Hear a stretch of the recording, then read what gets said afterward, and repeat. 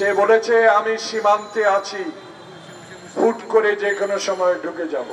এখনো আশুলিয়ায় কেন অশান্তি? এখনো কেন কোনাবাড়িতে গার্মেন্টস বন্ধ? আজকে সাইদের কবরে ফুল গাছ অনেক বড় হয়েছে, তার সৌরভে আজকে আমরা সৌরভিত।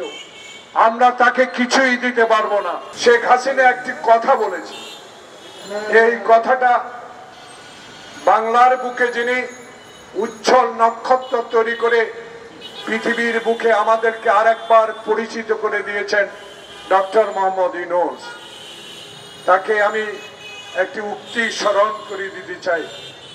মহামান্য মাননীয় প্রধান উপদেষ্টা শেখ হাসিনা এখন কলকাতা বা দিল্লি আছে, জানি না কোথায় আছে।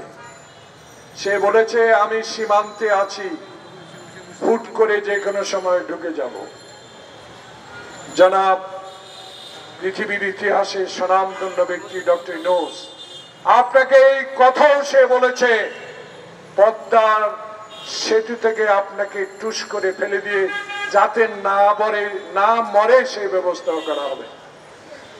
সেই মহিলা শেখ হাসিনা এখন বাংলাদেশে নাই। সেই জুলুমবাজ সরকারের প্রধানমন্ত্রী এখন বাংলাদেশে নাই, পলাতক। তার উক্তিটা আপনাকে মনে করিয়ে দিচ্ছি।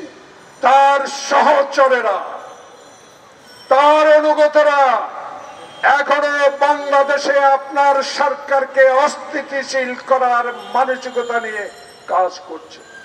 তাই আজকে এই কর্মজীবী দলের দাবি আপনার কাছে, বাংলাদেশের মানুষ আপনার কাছে চায়, যারা খোকনকে নির্দেশ দিয়ে গুলি করেছে, যারা মুগ্ধকে গুলি করে হত্যা করেছে, তারা তো আজও বাংলাদেশের সব আনাসে কানাসে এখনো প্রশাসনে বসে আছে ঘাপটি মেরে।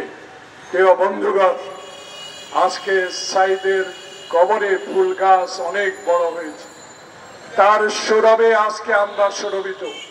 আমরা তাকে কিছুই দিতে পারবো না, কিন্তু যুগ যুগ ধরে আমরা এই খোকনকে স্মরণ করব।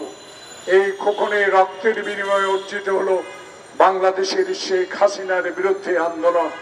প্রিয় বন্ধুগণ, আজকে তাই এই জন্য প্রমাণ করে দিতে চাই, এখনো আশুলিয়ায় কেন অশান্তি, এখনো কেন কোনাবাড়িতে গার্মেন্টস বন্ধ, এখনো কেন গাজীপুরে গার্মেন্টস বন্ধ। তাদের প্রেতাত্মারা এখনো আছে।